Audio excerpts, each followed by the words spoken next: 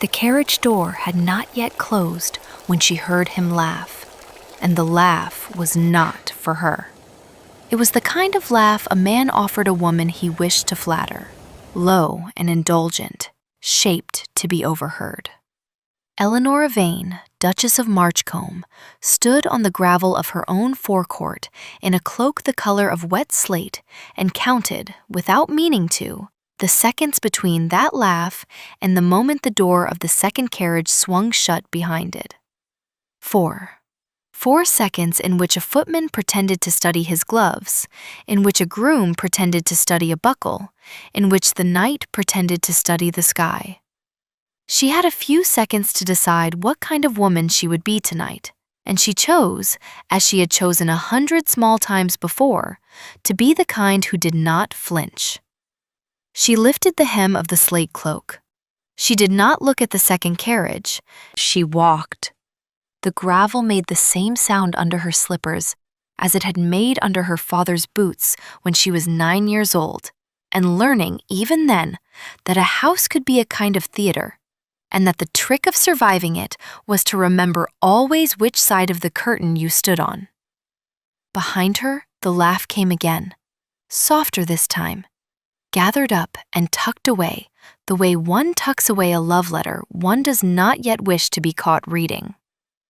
She let the silence hold. He did not fill it. He never did, anymore. The steward at the door of Marchcombe House bowed as if nothing in the world were unusual, because that was his particular art, and she thanked him without raising her voice, because that was hers. Inside, the hall smelled of beeswax and old roses and the faint ironwork chill of a house that had been polished to within an inch of its dignity for an occasion she alone in all of it truly understood. Tonight, the king would open the royal ball at the Palace of Astron in honor of the patron whose endowment had restored its eastern wing, whose foundation had quietly fed the hospital on Drover Lane through 2 hard winters, whose anonymous donations had bought instruments for the orphan choir and salt for the fishermen of the lower coast. Tonight, the king would publicly name that patron. Tonight, every soul in the kingdom of any standing would learn the identity of the heiress of Lyon, whose ledger had for 7 years kept half the city alive without asking to be thanked. Eleanor climbed the staircase with the calm of a woman who knew exactly which step creaked and did not step on it. She had 2 hours. She had perhaps less. She had the rest of her life, depending on how the next 2 hours went. In her dressing room, a single candle burned on the table beside a small velvet box. Inside the box, on a bed of cream silk, lay a thin gold key. It was not ornamental. It opened a strong box in a counting house on Carrick Street. She closed the box. She closed it gently, the way one closes the door of a sleeping child's room. From the courtyard below, faint through 2 sets of windows, came her husband's voice, then the answering voice, light and amused, of the woman he had brought home from London a fortnight ago and installed, with a casualness that had impressed even the housekeeper, in the south apartments. Lady Cassia Vale. A name like a curtain, a name like a small polished bell. The woman herself was, Eleanora had been forced to admit, beautiful in the way certain orchids are beautiful, deliberate and faintly threatening, and she had a laugh that fitted a man's pocket. Tonight, Sebastian, Duke of Marchcombe, would escort that laugh to the royal ball on his arm. He had told Eleanora so, over breakfast, with the elaborate kindness men reserve for the announcements they expect to wound. He had said the word duty as if it were a coat he was lending her. He had said the words public interest as if they were a cup of tea. He had not said the word wife. Eleanora had buttered her toast. She had asked if he preferred the carriage with the new wheel or the old. She had agreed, in a tone he mistook for resignation, that there would be a great many people of importance present and that one ought not to make a scene. She had not corrected him on a single word of it. Now, in the candlelight, she lifted from its stand a gown the color of deep river stone, gray that turned, when it moved, to the faintest silver, with a single seam of pale gold along the bodice, so fine that across a ballroom it would read as a line of light. It was not the gown a woman wore to be noticed. It was the gown a woman wore to be recognized by those who had reason to know what to look for. She had chosen it 3 weeks ago. She had not chosen it tonight. The maid, Tibby, came in without being called and without speaking, because Tibby had been with her since the country house, and had long ago learned that there were evenings when speech was a kind of trespass. Tibby's hands moved in the small, accurate way of a person who had been doing the same set of motions for nearly 2 decades, and Eleanora let herself stand inside those hands the way one stands inside a familiar weather. Hooks, laces, the faint tug at the small of the back that meant the bodice was true. A breath, another breath. The hair, which was the color of dark honey when the candle caught it, and brown otherwise, was lifted, twisted, pinned, and finished with a single comb of pale ivory that had belonged to Eleanora's mother, and had, on the back of it, in a hand so worn it could no longer be read by strangers, the 2 initials L.V. Lion, Vane, the maiden name and the married, the ledger and the man. Tibby set the comb. Tibby stepped back. Tibby looked only once directly into her mistress's face in the mirror and said, in a voice no louder than the candle, "You will eat something before we leave this house, my lady, or you will faint on the king's marble and shame the kitchen." Eleanora laughed. It was the first true sound she had made all day. She let Tibby bring her broth in a small painted bowl, and she drank it standing up because to sit in this gown was to crease it, and because she was not tonight the kind of woman who sat. From the courtyard a hoof rang on stone. A horse shifted. Somewhere below in the small parlor, a clock she had wound herself 2 evenings ago struck the quarter, and she counted under her breath. 7 hours until dawn. 3 hours until the king would speak. 1 hour, perhaps, until the carriage was called. She had time. She would not waste it on grief. Grief, she had learned, was a debt one paid in installments, and tonight was not the night to make a payment. She crossed the dressing room to a small writing desk, opened the lap drawer, and drew from beneath a stack of unimportant correspondence, a folded sheet of cream paper sealed in plain wax. It was addressed in her own hand to a Mr. Halloran of Carrick Street. Inside it were 3 short instructions, each of them lawful, each of them quiet, each of them irrevocable. She held the letter for a moment, as a swimmer holds a breath before going under. Then she slid it into the small embroidered reticule that would hang from her wrist. She did not look at it again. She did not need to. She had written it herself in the small hours, in a hand so steady that even she had wondered, afterwards, whose hand it had been.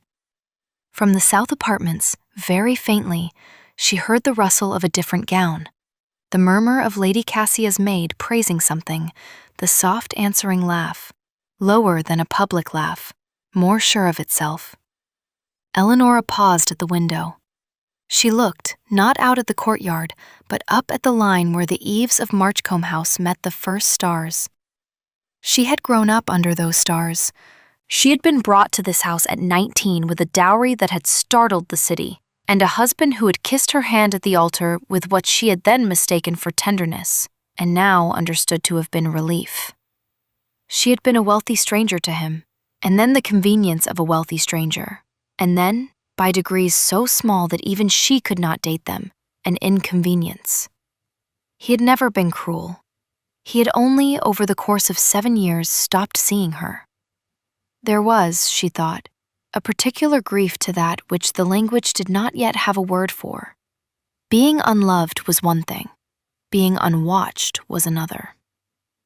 Tibby cleared her throat at the door. The carriage was ready. The Duke had already gone down.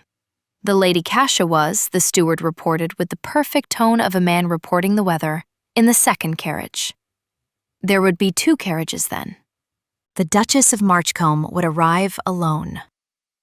Eleanora set her shoulders, the way her father had taught her to set them, across a table from a man twice her age and 3 times her experience. She lifted her chin only as much as she needed to. She walked out of the dressing room without looking back at the candle. On the stairs, she met no one. In the hall, the steward bowed again. In the courtyard, the groom held the door of the carriage open with his eyes carefully on the lamp, and she stepped into the dark of the seat without taking the hand he offered, because a hand offered out of pity was a worse insult than a hand withheld. The door closed. The horses moved. The carriage rolled out under the gate of Marchcombe House and into the long, slow avenue toward the palace of Astron, where, by the time the night was done, a great many things would be true that had not been true at sunset. The road to Astron ran beside the river for nearly a mile, and Eleanora let the river do the work the conversation could not. She watched it through the carriage window, the slow black of it broken by the gold of the bridge lamps, and she thought about the year she was 12, when her father had set her on a stool beside his desk and taught her to read a ledger before he taught her to dance. He had said, not unkindly, that a woman who could not read a ledger would be read by one. He had said that money was only language. He had said, and this she remembered most clearly, that the world would always tell her she did not understand a thing in order to take it from her, and that the only protection was to understand it twice as well as the men who said so, and to never, ever say that she did. She had been a good student. She had been, in the end, a better merchant than her father, although she had never told him so, and he had died before he could find out. The fortune of the House of Lyon had passed to her at 20, the year before her marriage, and she had quietly tripled it in the 7 years since. She had done so under 3 different names, through 6 different brokers, with a careful hand and a colder head than anyone in the city would have believed her capable of. And she had given away, in the same 7 years, more than half of what she earned. She had done this without telling her husband. She had done this, in fact, because she did not tell her husband. She had learned within a month of the wedding that he would have spent it, and within a year that he would have spent her with it. And by the end of the 2nd year, she had understood that the kindest thing she could do for them both was to let him believe he had married a pleasant, decorative, slightly tedious heiress whose money was managed by men in offices he did not need to visit. She had let him believe it.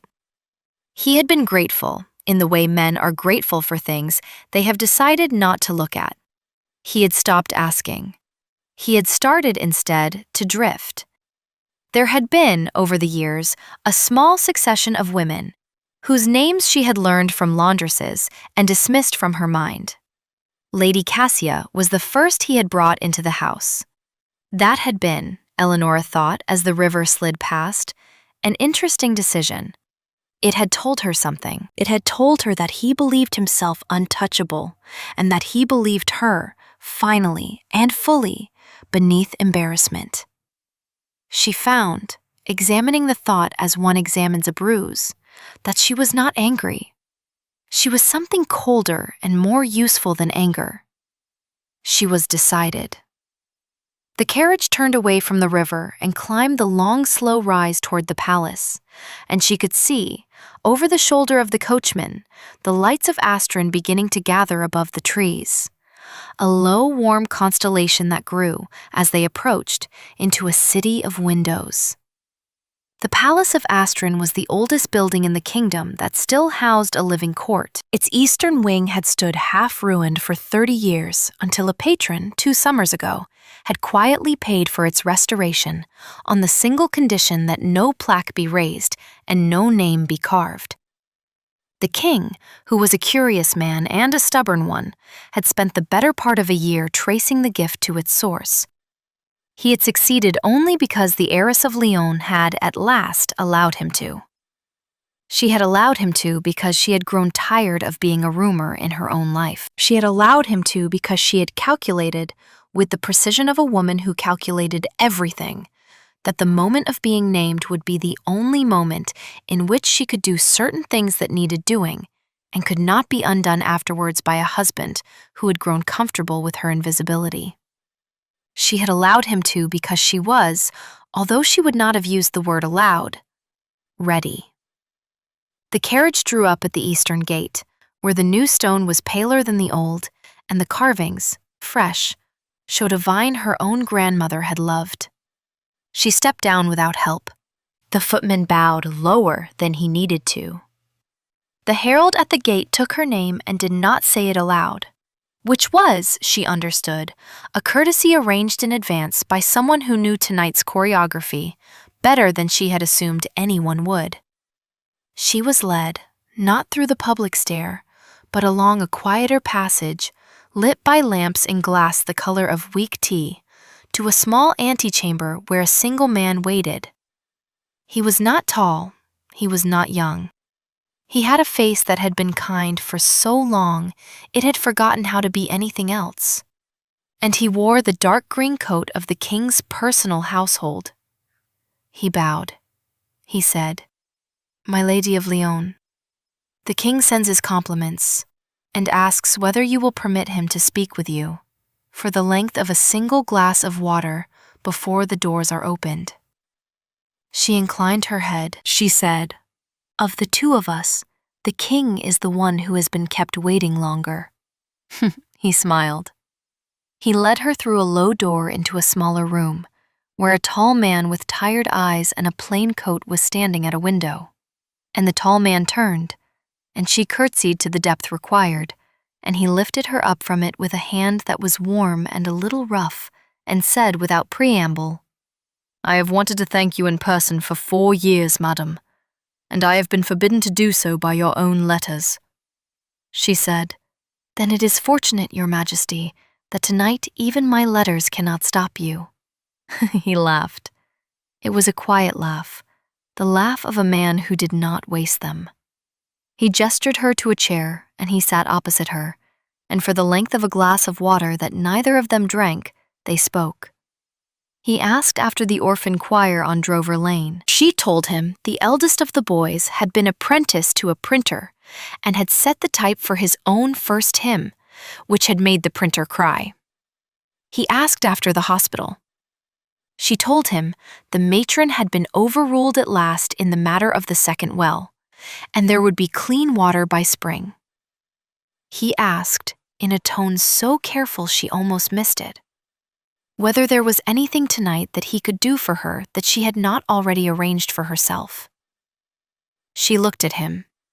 She said, "Your Majesty, I would ask only that when you speak my name, you speak it as my father's daughter, and not as anyone's wife." He held her eyes. He said, "Madam, I had not intended to do otherwise." She rose. He rose. He offered his arm at the door, which was a courtesy he did not need to offer, and which she did not need to accept, and they walked together to the threshold of the great gallery, where she released his arm and stepped back into shadow, because the entrance, by long custom and by tonight's particular design, would be made not on the king's arm, but on her own. The great gallery of Astron was the length of 3 streets and the height of a small forest, and tonight it was full. Eleonora paused in the shadow of the inner door and let her eyes adjust to the light, which was the light of 900 candles and as many small flames in the cut glass of the chandeliers, and to the sound, which was the soft, enormous murmur of 1,000 people pretending not to be excited. She found, without looking for it, the place where her husband stood. He stood near the second fireplace, beneath the painting of the old queen, with Lady Cassia on his arm in a gown the color of pomegranate. He was laughing again, although more softly here, because even he understood that one did not laugh in this room the way one laughed in a courtyard. Cassia was beautiful. Eleanora granted it. The gown was bold, and the throat was bare, and the chin was tilted at exactly the angle a portraitist would have asked for. And around them, a small, loose circle of acquaintance had formed, which was the particular respect men paid to a woman they intended to gossip about later. Eleanora watched for perhaps 3 breaths. She did not feel what she had expected to feel. She felt instead a strange, distant tenderness for the woman in the pomegranate gown, who did not yet know that she was standing inside someone else's evening. The herald drew breath. The herald spoke. The hall did not, at first, understand. The name he gave was not the name they had expected to hear next, and there was a small ripple, the kind of ripple a room makes when it is recalibrating.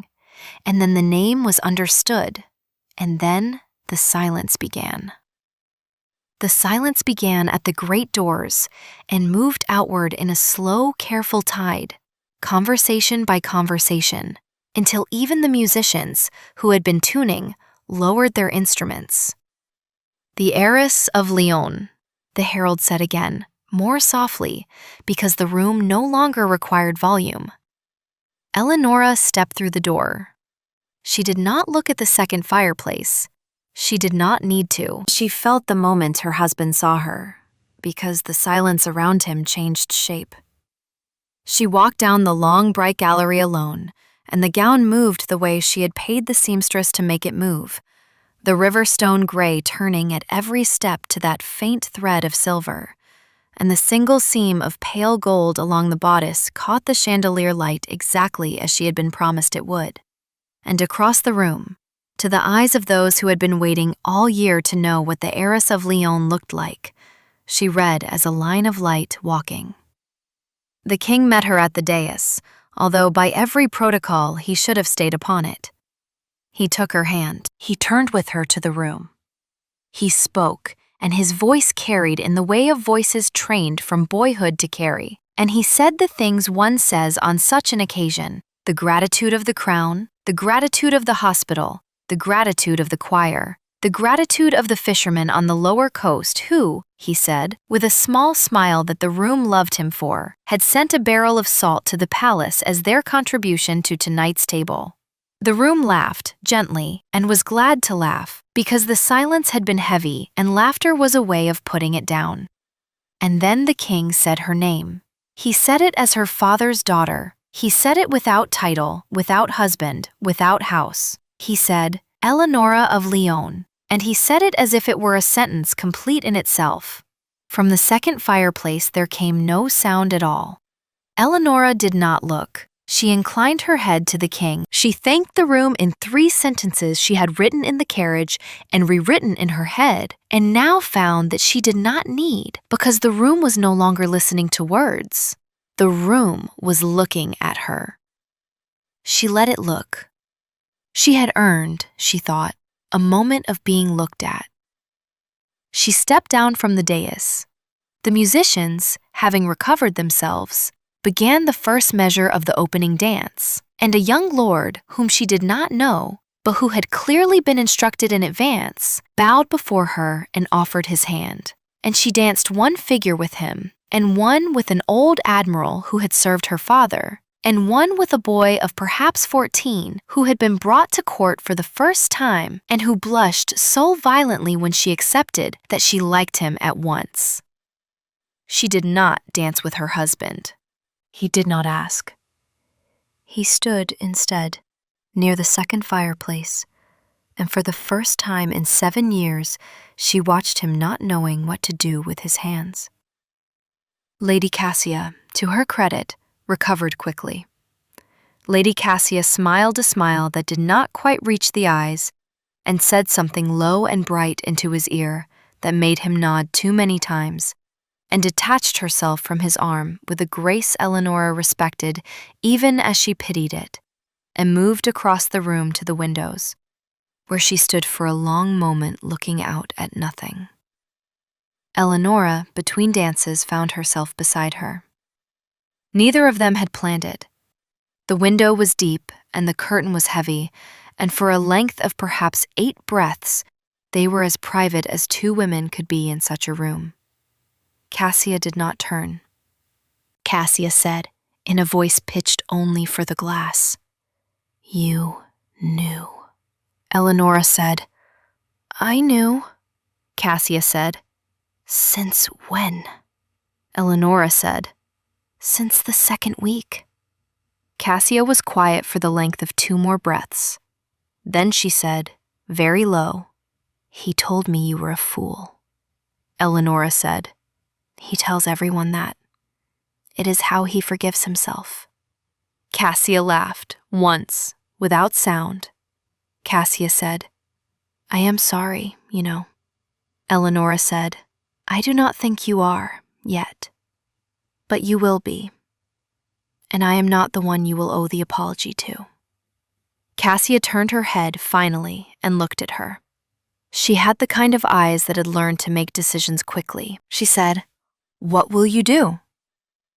Eleonora said, "What I have already done." She inclined her head to Cassia with a courtesy that was not warm, but was not cold, and she walked away from the window, and Cassia did not follow her. The dance changed. The room shifted.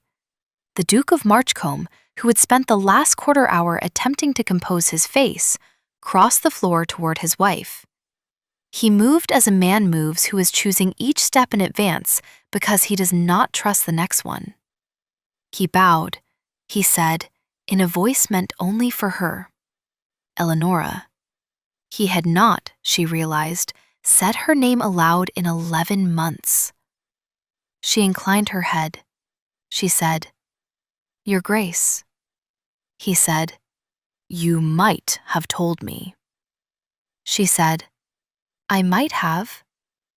He said, "Why did you not?" She said, "Because you did not ask."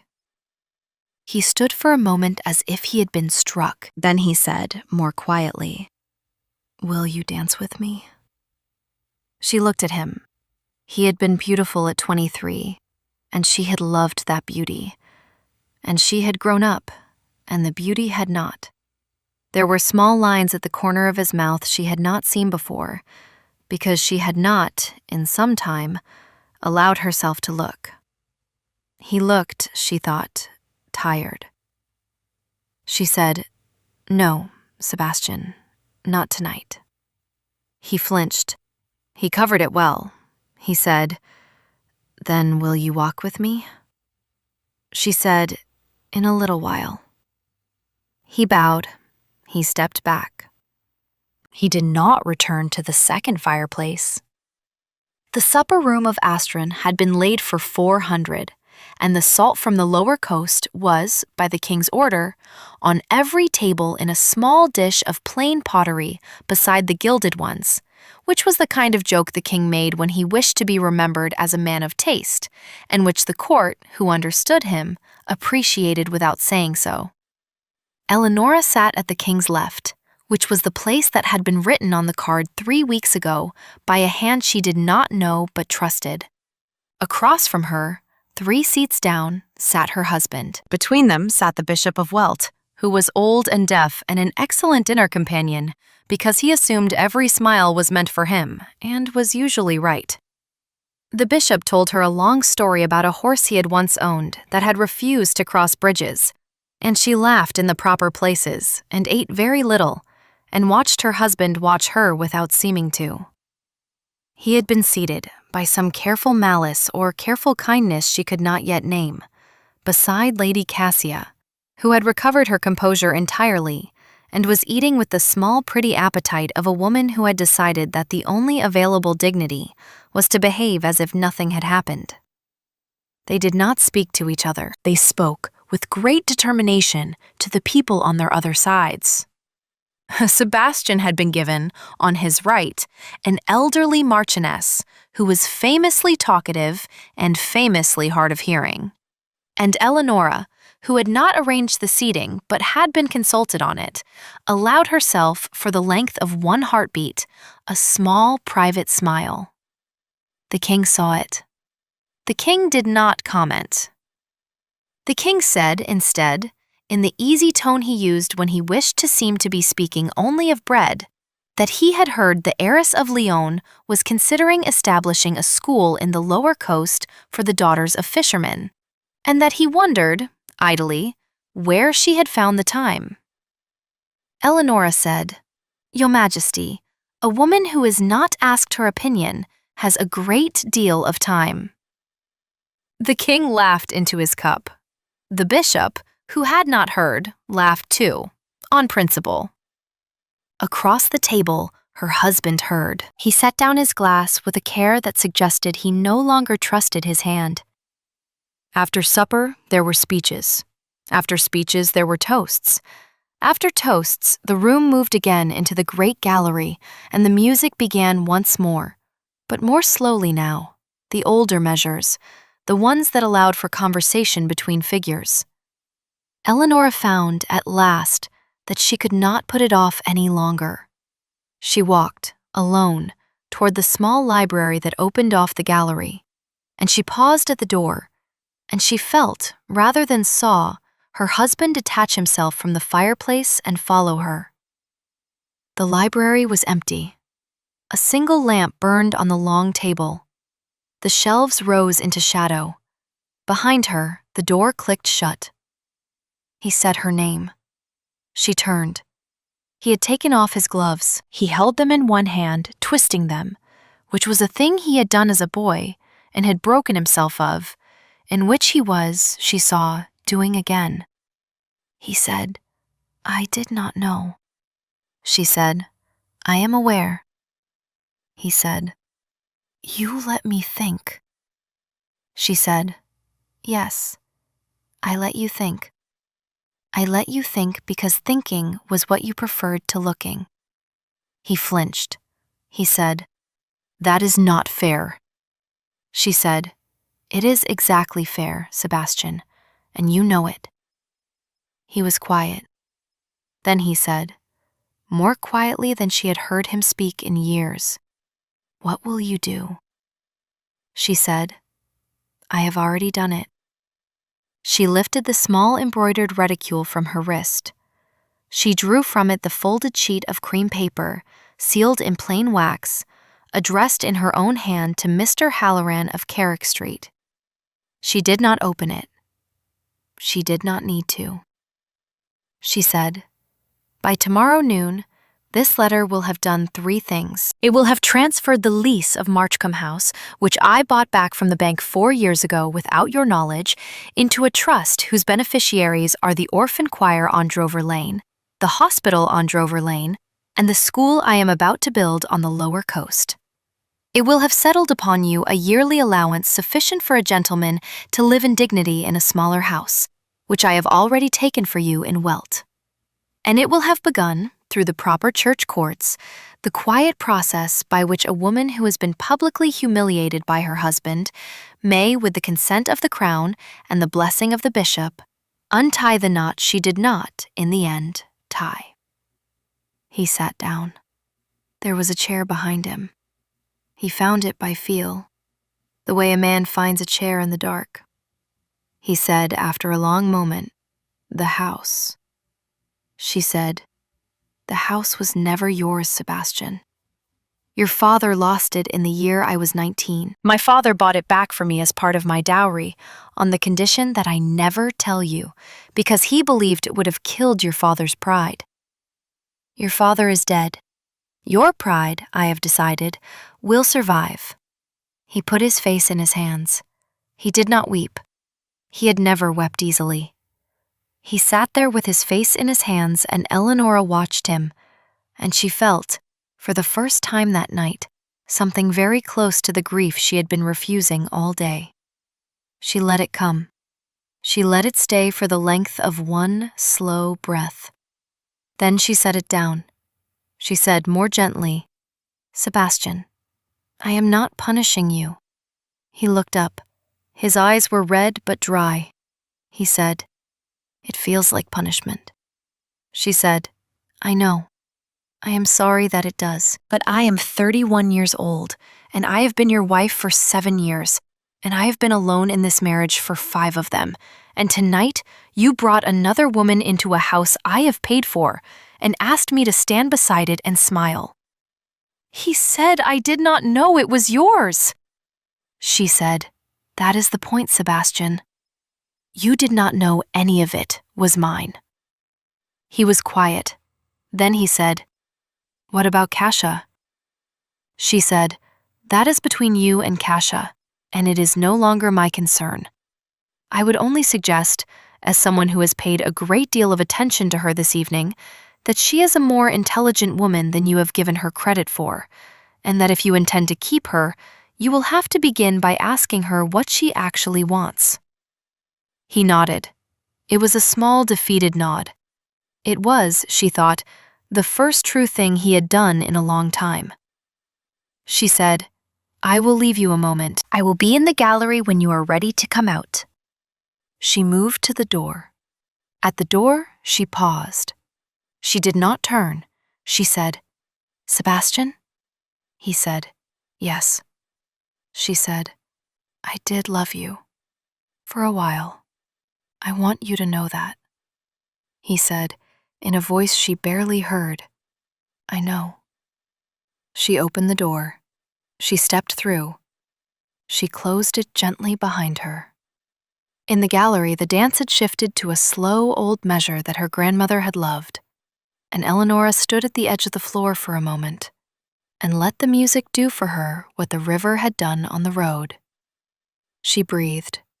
She counted, without meaning to, the candles in the nearest chandelier. 36. She had always counted things. Her father had counted things. It was, perhaps, the only thing of his she had not had to teach herself. The king caught her eye across the room and inclined his head in a small private question, and she answered it with the smallest possible smile, which was as much as either of them was willing to risk in public. And he turned back to the ambassador he had been pretending to listen to with the relief of a man who had been waiting for permission. Lady Kasia was no longer at the window. Lady Kasia was, Eleonora saw with a flicker of surprise, in the far corner of the gallery, speaking with a young woman in dove gray who was the daughter of the Lion family's chief solicitor and who had no business being at this ball except that Eleonora had arranged for her to be. The young woman was listening. Kasia was speaking quickly and quietly. Eleonora watched them for the length of 3 breaths and then looked away, because to watch longer would have been to interfere, and she had decided already that whatever Kasia made of this night would be Kasia's to make. A small boy in livery, perhaps 10, appeared at her elbow with a folded paper on a tray. She took it. She read it. It was from the king. It said only, in a hand that was famously bad, "When you are ready to go, the small carriage with the green lamps in the eastern court is yours, and the road through the park is open." She refolded the paper. She gave the boy a coin he did not expect, and a smile he would remember for the rest of his life. And she went, not yet, to find her cloak, but to make the round of farewells that a woman of her position owed to a room that had just learned her name. She spoke to the admiral who had served her father, and he kissed her hand and said, in the gruff way of old sailors, "Your father would have wept, my lady," and would have pretended he had not. She spoke to the matron of the hospital on Drover Lane, who had been brought to the ball for the first time in her life, and who was wearing a borrowed gown and a real smile, and she promised her the second well by spring. She spoke to the printer's apprentice, who was not, in fact, at the ball, but to his master, who was, and who took her hand in both of his ink-stained ones and said, "My lady, the boy will be a great man." She spoke to the Bishop of Welt, who heard perhaps half of what she said and blessed her for all of it. She spoke, last, to the young woman in dove gray, who curtsied very deeply and said quietly, "The Lady Kasia has asked me to convey to you her thanks." Eleonora said, "For what?" The young woman said she did not say. She said only that you would understand. Eleonora considered this. Then she said, "Please tell the Lady Kasia that I do, and that I wish her well, and that the offer I made her at the window stands." The young woman blinked. She did not ask. She inclined her head. She moved away. Eleanora found her cloak in the antechamber where she had spoken to the king. The man in the dark green coat was there again, and he bowed her into the slate-gray wool with the careful tenderness of a man dressing a daughter for cold weather. He said, "My lady, the king wishes you to know that he will write to you in the morning." She said, "Please tell His Majesty I will be at Carrick Street by noon and at home in the afternoon." He bowed. She walked through the small door, down the lamplit passage, and out into the eastern court, where a carriage stood with green lamps burning low at its corners, and a coachman she did not know touching his hat to her without ceremony. She did not look back at the palace. She did not need to. She had walked through it once and out of it once, and that was enough. She stepped into the carriage.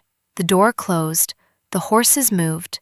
The carriage rolled out through the eastern gate and into the park, where the road ran under old trees and the lamps grew sparser and the stars came back.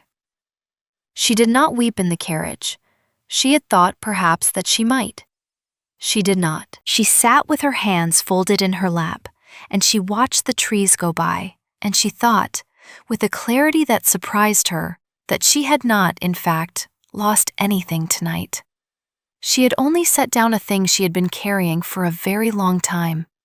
She had been carrying it so long she had forgotten its weight. Now she remembered. Now she understood that she had been tired. Not unhappy, only tired, in the particular way of a person who has been holding her breath for years.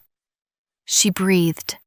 The carriage carried her home along the river, and the river, indifferent and knowing as a river is, kept her company the whole way.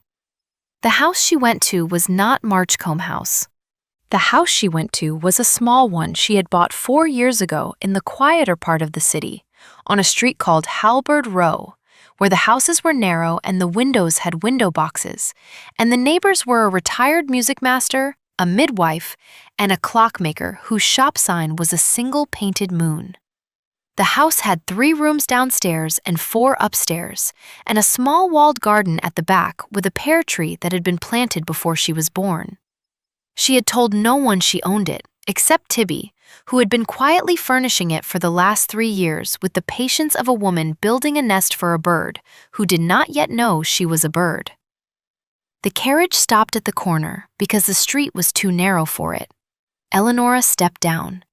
The coachman touched his hat. The coachman drove on.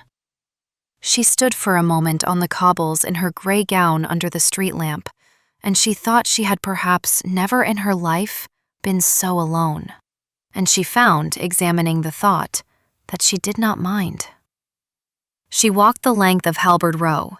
She fit the key into the door of the 3rd house from the end. The door opened. Inside, a single lamp had been lit, and a fire had been laid in the small front room, and on the table beside the fire was a covered dish that smelled of bread, and a pot of tea wrapped in a cloth, and a note in Tibby's careful, ungrammatical hand that said only, "Eat, my lady, and sleep." Tibby herself was, Eleanora knew, asleep upstairs in the small bedroom at the back, because Tibby had been a step ahead of her for 2 decades and saw no reason to fall behind tonight. Eleanora unhooked her cloak. She hung it on the peg. She unhooked the gold seam of her bodice and let it ease. She sat in the chair beside the fire, and she ate the bread, and she drank the tea, and she watched the fire for a long while. The pear tree outside the back window moved a little in the wind. The clock on the mantel, which Tibby had wound, ticked. She did not weep.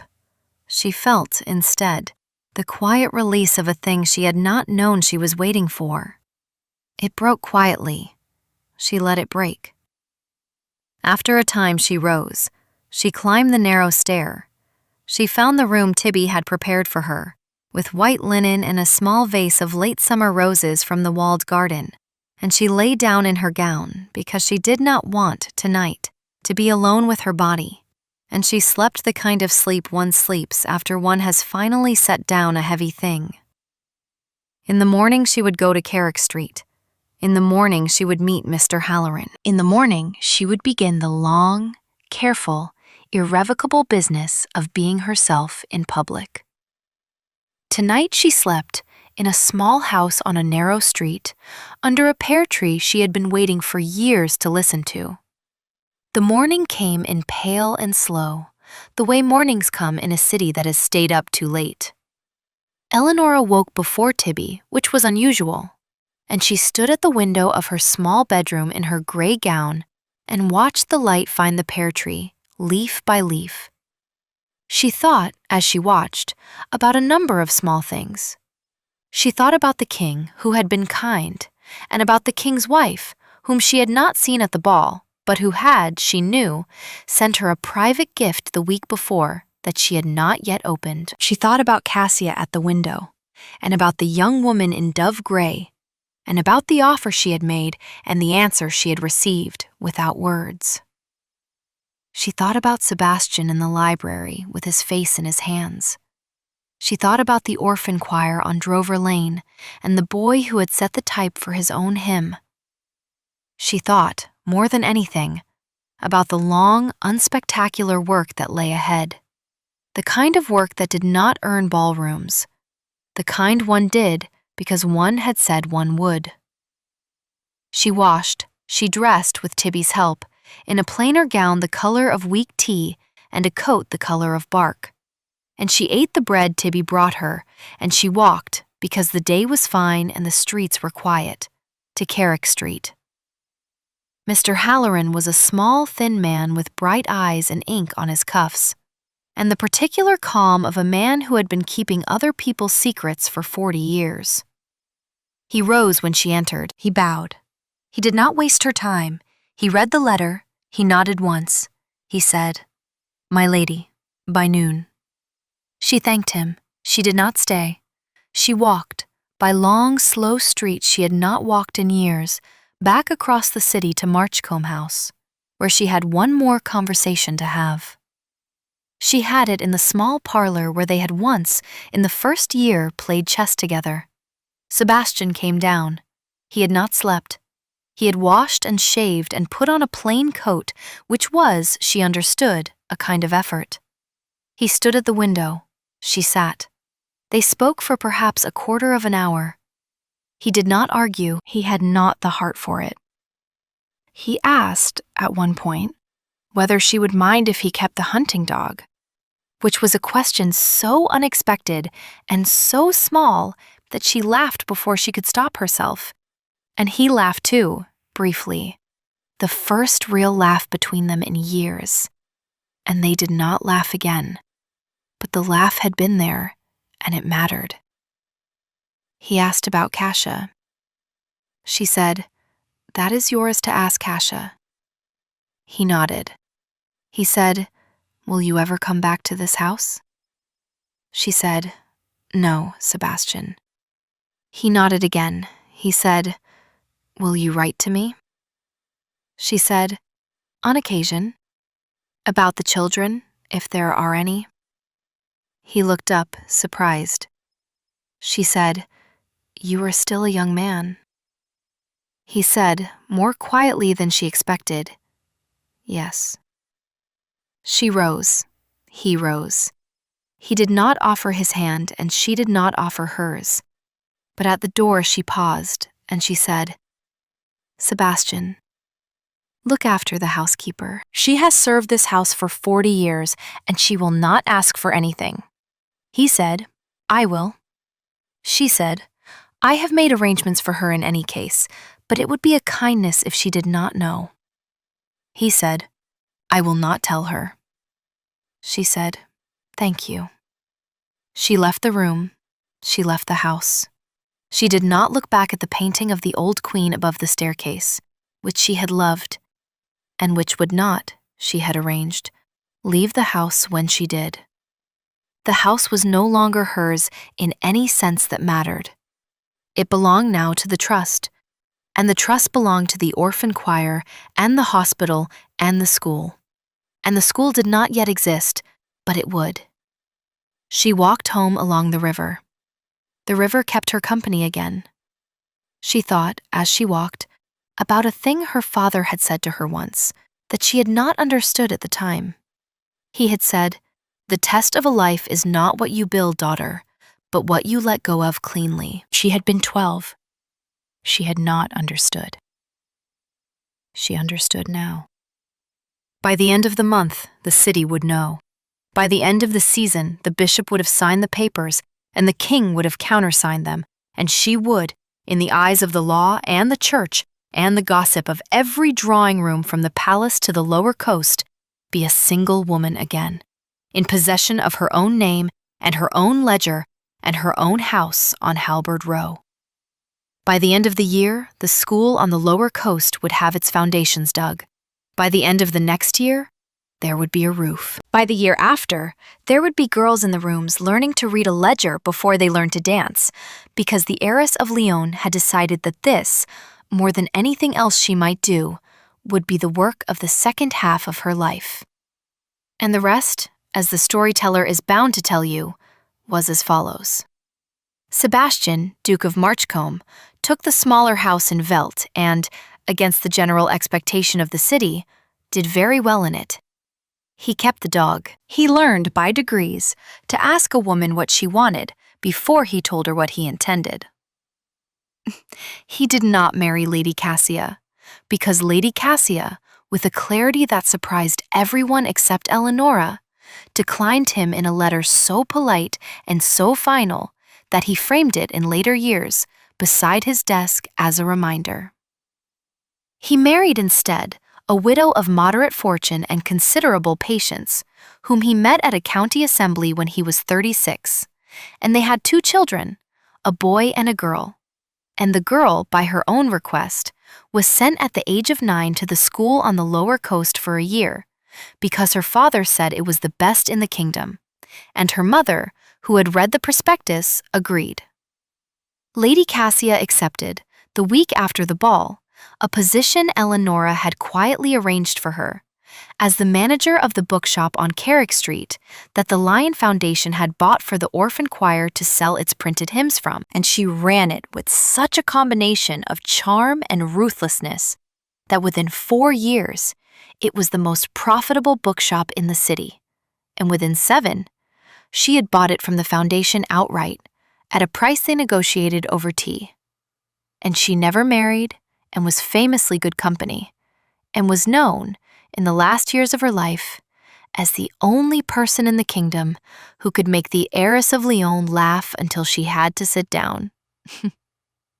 The Bishop of Welt, who outlived everyone's expectations, including his own, signed the papers, blessed the school, and ate, at the opening, 3 plates of fish from the lower coast and pronounced them excellent. The king wrote, as he had promised, the next morning, and continued to write on the 1st of every month for the rest of his life. And his letters were kept in a box in the front room of the house on Halberd Row, and were burned, by Eleonora's own instruction, the day after his funeral, because she said that some friendships were not meant to be read by strangers. The boy who had set the type for his own hymn became, in time, a printer of some renown, and the press he founded printed, among many other things, the first reading primers for the school on the lower coast. The matron of the hospital got her second well by spring, and a third one the spring after, and lived to see clean water in every ward. The housekeeper at Marchcombe House, who had served 40 years, was found, after her quiet retirement, to have been left a small pension and a cottage by an anonymous benefactor, and she lived in the cottage for 11 years with a cat called Admiral and a window box of marigolds, and she did not, until the day she died, learn whose kindness it had been, though she had her suspicions and kept them, like a good housekeeper, to herself. Tibby stayed. Of course Tibby stayed. Tibby ran the house on Halberd Row with the same quiet competence she had run every other house, and she lived to be 81, and she was buried, by her own request, in the small churchyard at the end of the row, under a stone Eleonora chose, on which were carved only her name, her dates, and the words "She fed me." And Eleonora, the heiress of Lyon, became, over the years, one of those figures a city quietly organizes itself around without quite knowing it has done so. A woman whose name appeared in no portrait gallery and on no public plaque, and yet whose hand was, if you knew where to look, on the lintel of half the doorways that mattered. And she lived, for many years, in the small house with the pear tree, and she walked, every fine morning, by the river that had kept her company on the night of the ball, and she counted, sometimes, without meaning to, the small things that made up a life that had at last become her own. And there, by the fire, the story rests. If you have ever been seen sideways in your own life, kept small in a room you yourself were holding up, loved less than the work of your hands would have earned in a fairer world, then you have stood for a moment in Eleonora's slate gray gown, and you know what it is to walk down a long, bright gallery with a thread of gold at your bodice and no one's arm but your own. I wonder, you and I, here in the warm of this hour, which moment stayed with you? Was it the laugh in the courtyard that did not come a second time? Was it the king's hand, warm and a little rough, lifting her up from her curtsy? Was it Cassia at the window saying, very low, you knew? Was it Sebastian in the library, twisting his gloves like a boy? Was it the pear tree, moving a little in the wind outside the back window of a small house she had been quietly preparing for years to come home to? Tell me, when you sit down again by your own fire, which line you carried out with you?